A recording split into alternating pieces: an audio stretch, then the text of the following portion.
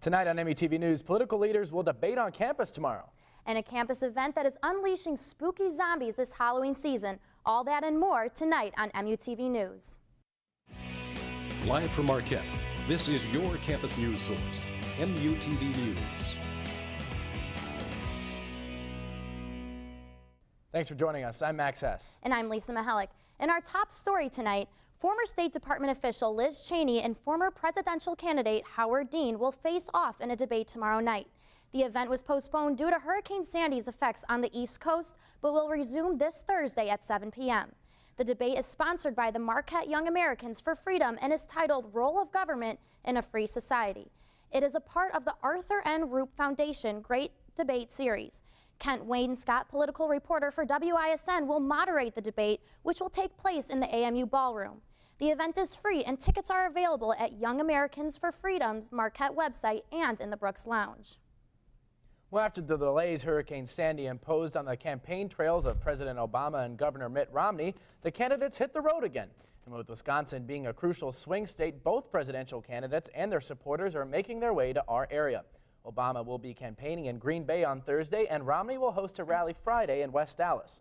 With vice presidential candidate Ryan in Wisconsin today and Biden stopping on Friday, each presidential camp is hitting the battleground state hard. Former President Bill Clinton also stepped on the campaign scene with a visit to Eau Claire today to campaign for Obama. To follow the campaign trails, you can visit the presidential candidates' websites. Well, with the election only 6 days away, campus organizations are preparing. The Department of Political Science and the Les Aspin Center for Government will host a viewing party for the election. This will be held in the Olin Engineering Atrium at 6 p.m. on Election Day. Registration for this event is not required, and food and beverages will be provided. For more information, contact Dr. Karen Hoffman in Marquette's Political Science Department. Volunteers are needed at the Alumni Memorial Union on Election Day by the Office of Public Affairs. They will be asked to be there for 2-hour shifts from 7 in the morning to 9 at night. The union is a polling place of many Marquette students as well as members of the local community. Volunteers will greet and guide visitors to the polling site. They will also share what identification is needed for those who wish to register that same day. The Marquette Law School has released its newest election poll today. The previous poll had the two primary candidates virtually tied. With nearly 1,300 likely Wisconsin voters, the newest poll showed President Obama now leading Mitt Romney 51% to 43%. Also, 5% remained undecided or declined to state their preference. This new poll has a margin of error of about 2.8%. The Marquette Law School is holding an admissions seminar this Saturday. It will feature admissions and financial information and will give prospects the opportunity to meet a student panel. Tours of the Eckstein building will also be provided. Registration can be completed on the law school website. Marquette Law School is ranked 95th in the nation according to most recent U.S. News and World Report. It is the biggest law school in the nation by size. You may have noticed some unique-looking individuals running around campus and shooting at each other with a Nerf gun last week. MUTV's Peter Bosch will tell you what that was all about. It may look like an empty field behind me, but this past week, Central Mall and various other campus locations were transformed into battlefields for Marquette's second annual Human vs. Zombies game. It's a craze that has not only been sweeping the nation, but also across 6 continents. Since its inception in 2005, the popularity of Humans vs. Zombies has skyrocketed, even being played at over 650 universities around the world.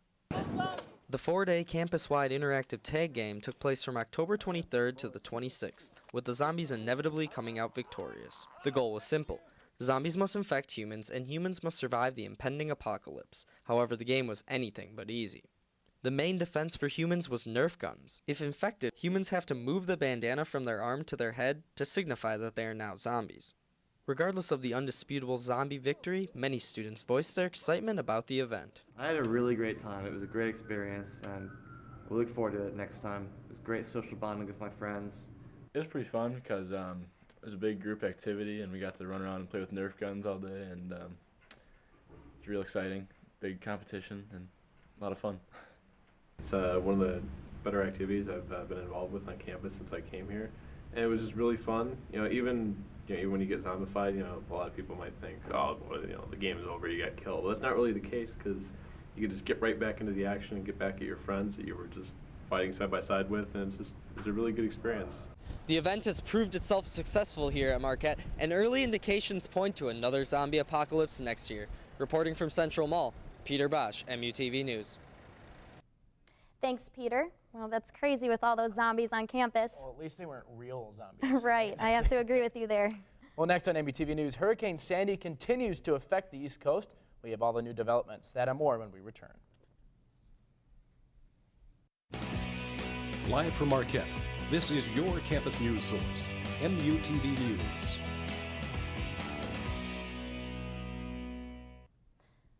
Welcome back to MUTV News. We were warned just how dangerous Hurricane Sandy would be, but few believed it would cause this much damage. Hurricane Sandy has left parts of the upper East Coast, including downtown New York, in complete destruction. Homes have been lost and businesses have been stranded. Airports, subways, and train stations are closed. Sandy killed a total of 122 in its path, 67 in the Caribbean, 54 in the U.S., and 1 in Canada. Nearly 6 million people on the East Coast are still left without electricity. We Energies is sending 50 employees to embark on a 400-mile journey to help those affected by Hurricane Sandy. The employees have packed their bags to go and help all of those companies' customers by restoring power to their homes. They are ready to stay until Thanksgiving to make sure these customers have power. Officials in the city of Milwaukee are urging people to stay away from the lakefront. Hurricane Sandy has brought heavy winds all the way to the Midwest, causing waves up to 35 feet on Lake Michigan. While it is a site of nature's beauty, Milwaukee police and the Coast Guard are telling people to avoid places like Bradford Beach. Winds up to 40 miles an hour had been recorded earlier this week, making the lake a lot more dangerous than many would assume. In other sea-related news, a Massachusetts fireman made an interesting catch last week, catching an oddly colored lobster that appears to be Halloween-themed. The 1-pound lobster has an orange side and a black side split symmetrically down the middle. It has been estimated by marine officials that this rarity occurs in 1 out of every 50 million lobsters. It seems that even the sea creatures are joining in on the Halloween festivities this year. Well, coming up after the break, our resident weatherman Arthur Jones will have your 5-day forecast. And Travis Smith will update us on a former Marquette star making his NBA debut. Stay tuned. Live from Marquette, this is your campus news source, MUTV News.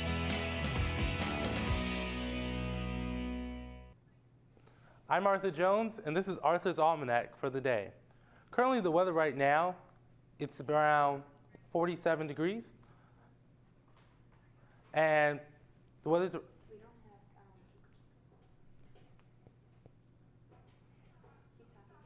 Yeah, the weather's around 47 degrees, but the barometer is around 30 inches tonight. The winds are northwest at around 12 miles an hour. It's around 56% humidity out there, so it's a lot of water in the air. And the dew point is around 20 degrees. It's 20. Yep. So right now, according to the almanac, it's around 47 for the high, and the low is around 32. The average high is 48, and the average low is 34.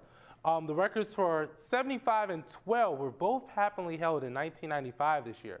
So back in 1995 when I was 1, it was 80 degrees outside almost. Sunrise was this morning around 7:25 and sunset was at 5:44 this afternoon. So if you're looking at your nation, it's around 45 in Chicago, it's around 84 down in Texas, 63 in California, 59 in Oregon, and around 50 over there in New York where Hurricane Sandy is. Right now in Wausau, there's 42. In Eau Claire, there's also 42. In Green Bay, it's 43. Madison, it's 42. And Milwaukee is 47. So it looks around the same temperature for everything. Right now, it's around 32. Once again, winds northwest is 16, so it's a little windy out there.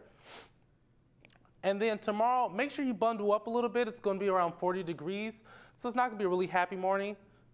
Mostly cloudy, winds around 9 miles an hour north-northwest. It can blow your homework away, people. And for your 5-day forecast, Thursday it's going to be around 48, Friday around 46, mostly sunny. However, this weekend when you go out, guys, it's going to be raining, so make sure you bring an umbrella with you. Average high is around 41. Sunday it's going to be a little cloudy, not a really happy day, but that's okay, with a high of 42. And Monday it's going to be 44, partly cloudy. So almost like it is today. I'm Arthur Jones. That was my almanac. And now sports with Trevor. Thank you, Arthur. I'm Travis Smith with your Marquette Sports Update.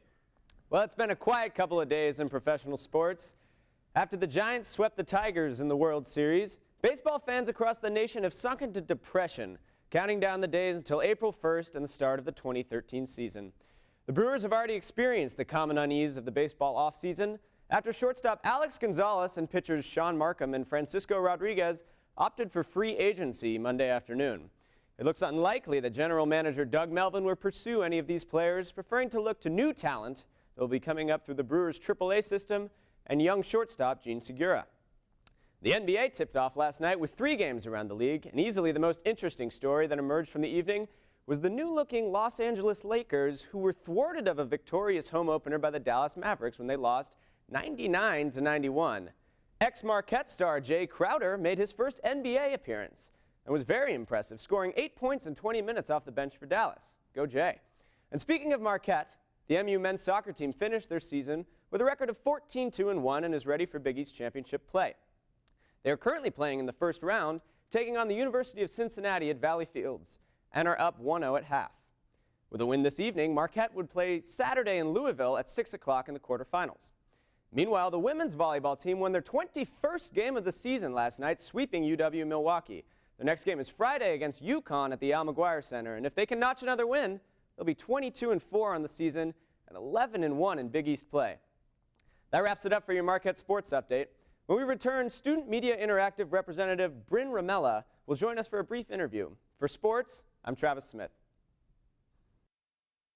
Hi, and welcome back to MUTV News. Well, we're joined here today by Brynne Ramella, who's from Student Media Interactive. So tell me, what exactly is Student Media Interactive about?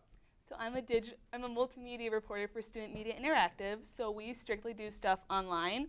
So we create a lot of multimedia packages, and that could be anything from a written story or a video or an audio slideshow, and that's a slideshow of pictures backed up by audio, and it could be a mixture of any of those. And you said you do things mainly online. Is that where can I access this? Is this Twitter, Facebook? Where, if I want to see something from Student Media Interactive, where do I go? As of now, we don't have our own website. We're working on that. But the other branches of student media have been really great helping us out with that. So we could have stories posted on blogs on the Tribune's website or the Journal's website, or SMI has our own YouTube account, and then we have our own Twitter account and Facebook account. So we always just blast stories out when we get them out. A little competition. Yeah. I understand that you recently produced a package on the improv group, the Fugees. Can you give us some details about that? So at the beginning of each fall semester, they recruit new members, and what they do is they have workshops, and that kind of just helps prospective Fugees learn the art of improv, like the rules they have, different games. There's 4 weeks in a row of that, and then there's auditions, and then they have their new members. So I kind of was around for that whole process and documented all of that just to see what it's like to be a new member. And so, I mean, they're a student improv group, but they have shows too, right? Yes, so where they can do. I go see them if I want to see them? They have a show every month, and they actually have a show on Friday night. Oh. So they have a show Friday night at 8 p.m. in Marquette Hall 200, and they're monthly. Occasionally they have other ones, like just for something special, but it's always once a month. Are they free? Yes, they are. They're very funny. Awesome. So what's your favorite thing about working for SMI? I think I like that I get to work with a lot of online stuff because that's really the direction that journalism is going now, because I'm a journalism student, and I really enjoyed learning. Like, I have never used a video camera until this Fugees project, actually. So for the first time, I got to learn how to use a video camera, how to tape things. I got to work on Final Cut Pro, which is a program we use to edit things. So it's been really fun learning all this internet stuff. Well, it's really interesting to know that we have all these groups on campus. I think that's all we have for tonight, so thanks for joining us here at MUTV News. I'm Max Hess, Lisa Malik, and again, thanks for coming in. Good night, Marquette.